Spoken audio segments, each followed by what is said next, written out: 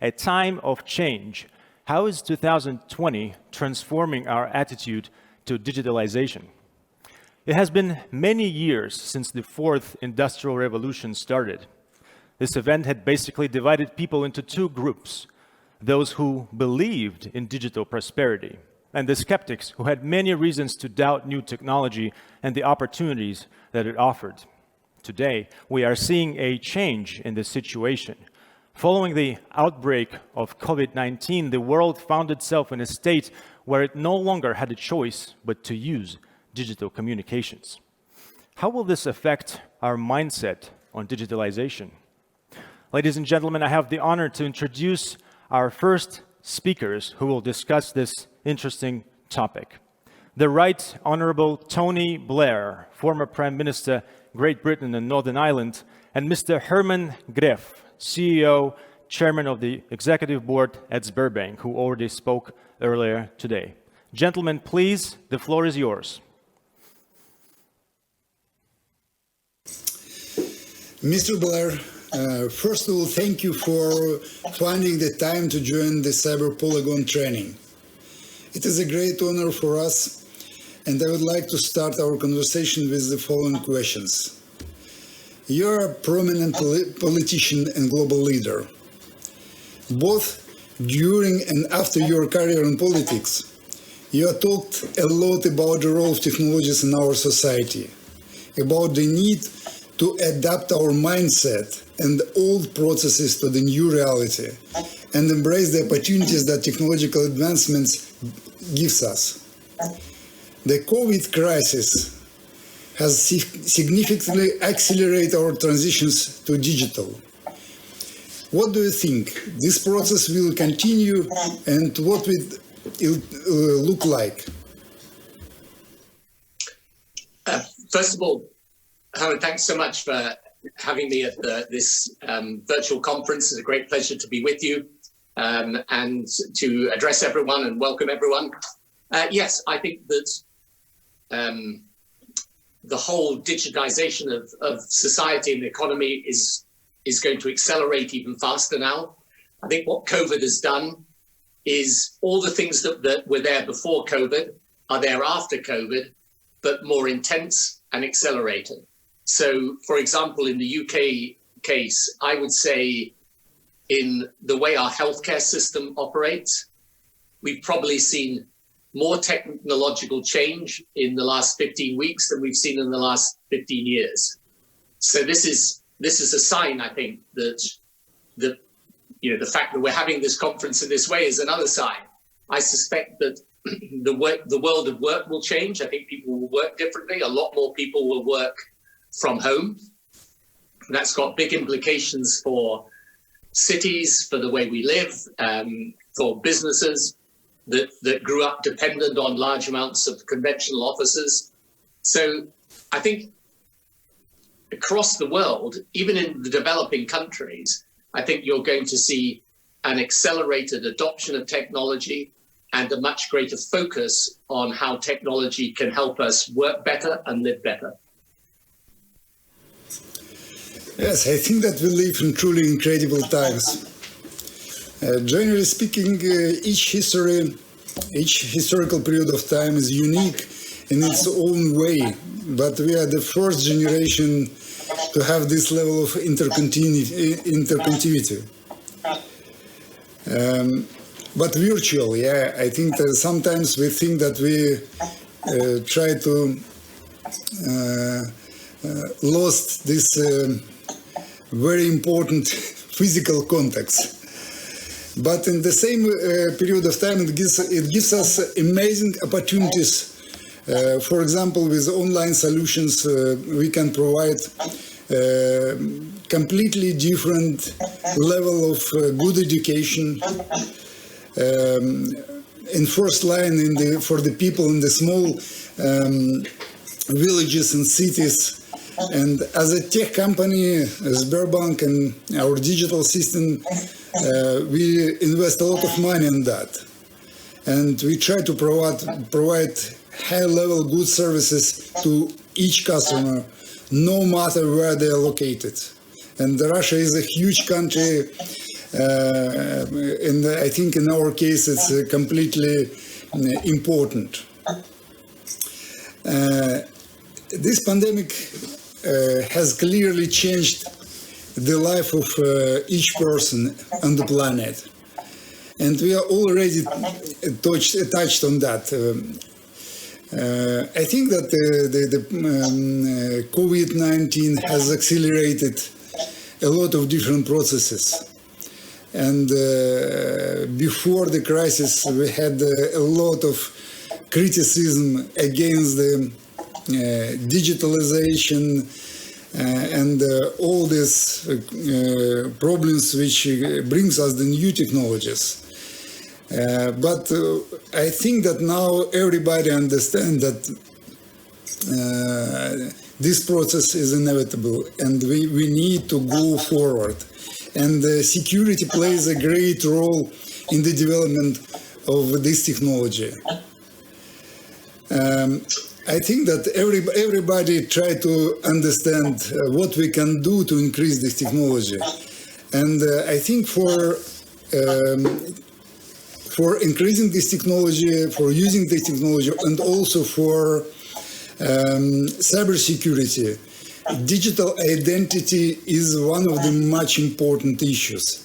And in your recent work, digital identity, the missing piece of the government's exit strategy, you highlighted that the digital identity infrastructure is a fundamental part of making sure government delivers for citizens in 2020s. And you also say that digital identity is a key element in coping with the COVID-19 situation. Could you briefly explain why is the case? What role will digital ID play in the future and how we can ensure its security? Yeah, so digital ID for me is a very big part of the future, and let me explain why.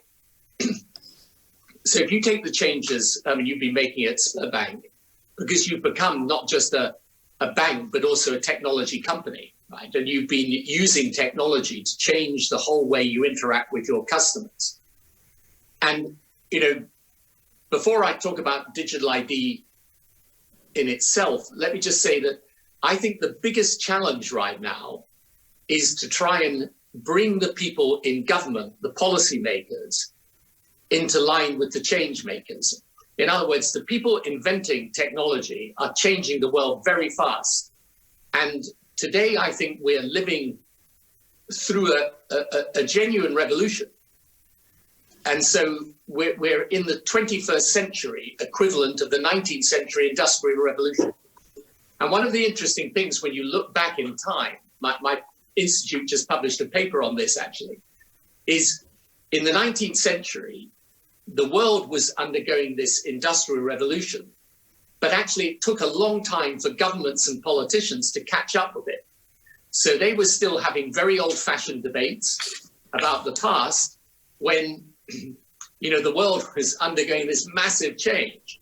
And it took a long time, really several decades, in fact, before the policymakers caught up with the changes. And today we've got to move faster because right across everything, technology can transform for the better if we understand it and we put the proper regulation in place. So digital ID is, for me, absolutely crucial because, for example, on COVID, what is the problem with this coronavirus? The problem is it's not a disease that's so serious that it's like the plague, right? Most people who get it will survive it. However, it's bad enough, and we all know people who've had it and had it badly enough that you don't want to get it. So the problem is you have to lock down the entire economy in order to deal with the small number of people who get it and are going to suffer badly. A way out of this is to be able to test people several times and for people to actually have a biometric identity which can say, look, I've been tested or I've had the disease and here are my antibodies so that life can get back to normal. So your digital ID can play a part in COVID, but also if you think of the transactions that you want to do now with your customers, it's much simpler for them if they have a digital identity. Or you take the big issue in the Western world today, which is, quite apart from COVID, I would say is worries about immigration, who has the right to be in your country, who has the right not to be. Without a form of identity, it's very hard to tell who's got a right to be in a country, who's not. So there are a whole series of ways in which the citizen's life and its interaction, the citizen's interaction with the state can be improved by the use of digital ID, provided you put the right regulation around privacy and so on and protection of data around it. But this is going to become, inevitably, governments are going to move in this direction, absolutely inevitably. And so I think what's important is that we from the political side, wake up to the potential of technology and engage with the change makers, those inventing the technology, so that we understand it and can regulate it sensibly and not stupidly. Thank you very much. I fully agree with you. And I think that maybe sometimes we don't understand how important it is when we don't see the landscape of all these virtual criminal issues. And I receive a few of the statistical numbers. Losses from cyber attacks can reach 30 trillion USD by 2030. It's according to the World Economic Forum research. And cyber attacks and data fraud are related ninth most likely fallout to the world. For example, in Russia in 2020, we reached 3.5 trillion rubles losses by the cyber attacks. But what is interesting that the people, when the people look at these numbers, they don't understand before this criminal issue don't touch them personally.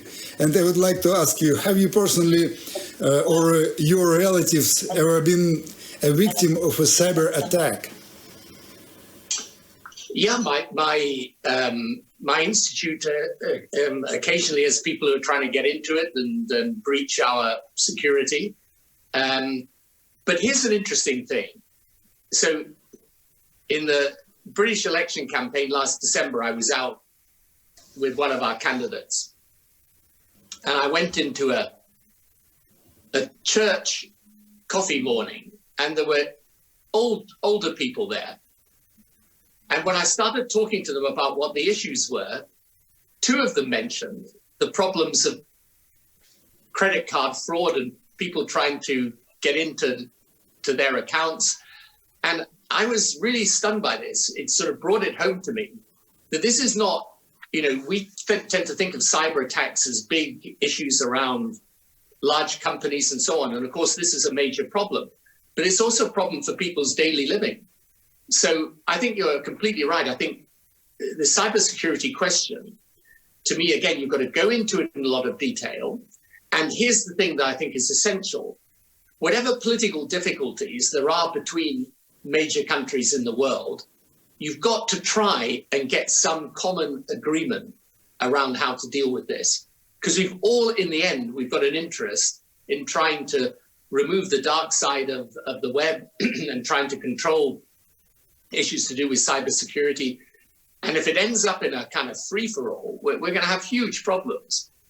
So I think this is where whatever other disputes are happening, this is an area, like some other global questions, of which the pandemic, by the way, is one, in which whatever differences there are, there's a common interest in trying to reach resolutions and having solutions that are interoperable, that can go across different jurisdictions and that are properly policed. Because, I think it's inevitable as people utilize technology far more and do so as a matter of choice, by the way. They don't, people shop online and, when people worry about the data they're sharing with governments, I mean, most of us share enormous amounts of data with the large technology companies. So, as this world grows in force, and this happens throughout the world, it's just a statement of the obvious. You need to be able to protect people properly. And so I think this is I'd like to see much more cooperation on this and a much bigger attempt by business as well across national frontiers to get some common principles that they can then put forward to government so that we can regulate it properly. Yeah, thank you. What one more issue and one more question. Sometimes we, as one of the technological companies, we have a lot of problems with collaboration, not only in international collaboration, also with our law enforcement agencies collaboration. And the cybercrime has the lowest clearance rate in the world compared with other types of crime. Why is it so? And are law enforcement agencies missing something? Maybe politicians missing something? And it's a good question that all our life is moving now in the digital world, but it's a huge space for crimes. What we're doing wrong? Yeah, well, it's all to do with the fact that the change is happening faster than politics and government normally responds. And that's why I think this is not a normal situation. So government has got to get into a much deeper relationship with business and industry over this. And you've got to bring the expertise into government of people who really understand the technology. And the problem is the technology is moving fast and the criminals who are exploiting it, they're also moving fast. I mean, they're entrepreneurs, they're criminal, but they're looking to spot the opportunity and to take advantage of weaknesses in the system. And that's what they're doing. So, we've really, one of the things that should happen with this technology revolution is it should also reshape the state, how government operates, the skill set that it has, its interactions both with citizens and with the business sector. And again, I always say to people, the problem with government is that it moves so slowly. I always say to people, we had the Labour government after the Second World War in 1945.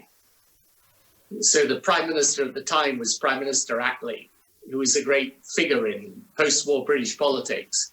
And I always say if Attlee came back to Britain today, he would see a country completely transformed in the way we worked, in the way we lived, in technology, in living standards, in its class structure. But then when he went back into government, he'd find himself completely at home. Everything would be familiar. So government is always the last to change. And the problem is with these cyber threats is that we can't afford government to take 10 years to catch up, because in that time, the damage will be too great. So that's why I think, one of the things my institute is trying to do at the moment is see how we can get a better relationship between, as I say, the policymakers and the change makers, so that the policymakers understand they've got to get their heads around this revolution, really understand it, and make sure that they have the connections and the knowledge that allow them to deal with the problems sensibly, and also not just the problems, but the opportunities. I mean, we, for example, have the opportunity to transform education through technology. There's no reason why children can't get the best teachers in the world nowadays. Technology can deliver it for them. It can also change law and order. We will end up in time with driverless cars and electric vehicles. You know, the whole transport's going to change. If you look, the biggest car company by market capital today in the world is Tesla, right? Except it's not really a car company. In the same way that you would say you're increasingly not really a bank. You're of course you're a bank, but you're also a technology company. Tesla is primarily a technology company. It's just its technology is applied to the motor industry. So all of this change happens. It happens at an accelerating pace. And that's why the big challenge is to get governments and policymakers and politicians up to speed. Yeah, you're completely right. And we come back when we speak about this biggest gaps in cybersecurity. Also, we come back to education, yeah, and education for the government, for the agencies, and for the young generations also. In cybersecurity, first of all, I think it's one of the most important issues.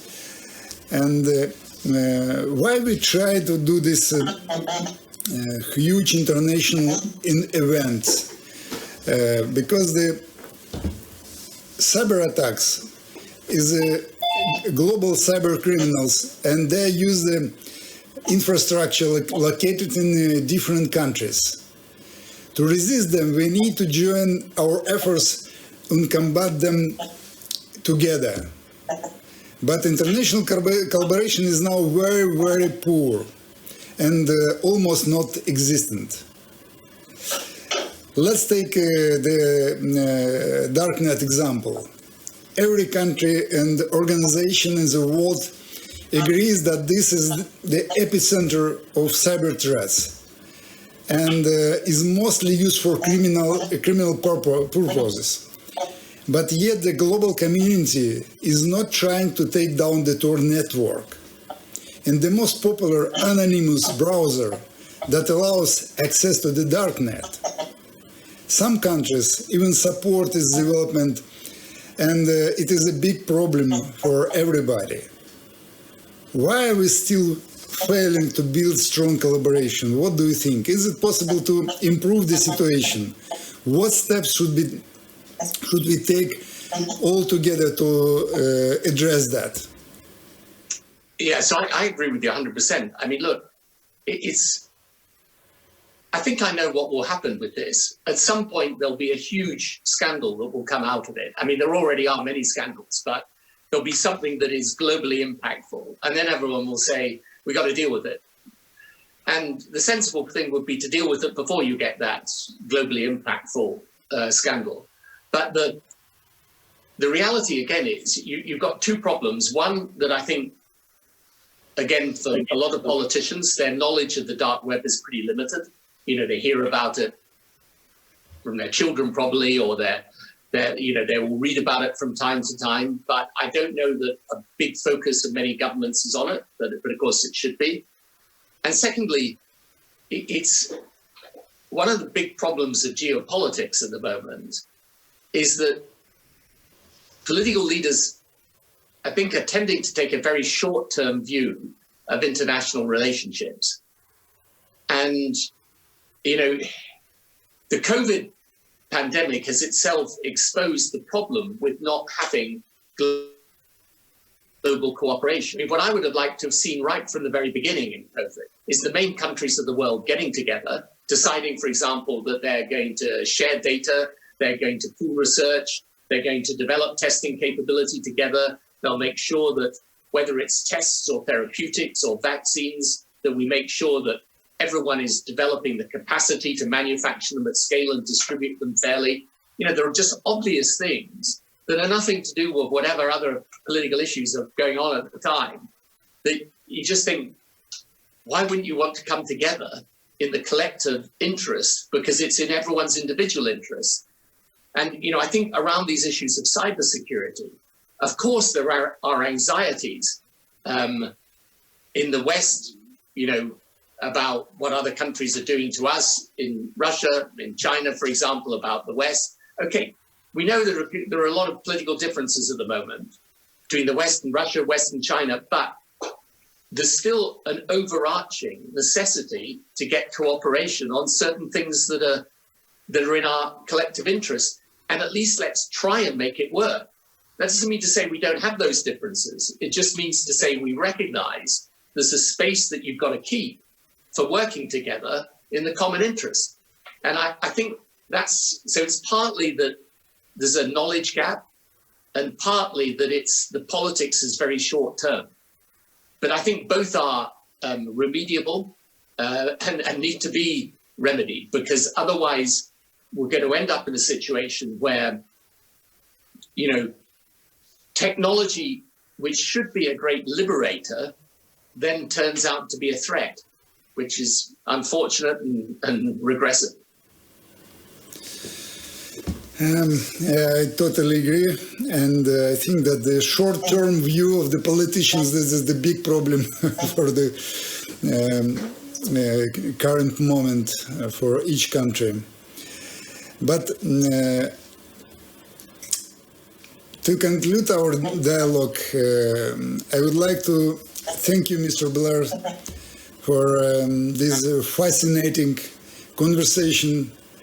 And thank you very much for this opportunity, because we try to invest a lot of our time and efforts to create more trust and respect in this digital world. And I think that we need to have these virtual bridges between the countries, between the people who trust each other and who can bring this collaboration in our global community on the next level. And I would like to thank you, and I hope that all of you, the speakers and the participants, find the Cyber Polygon informative, interesting, and enjoyable. Thank you very much. Thank you, Owen. Thank you very much. All the best.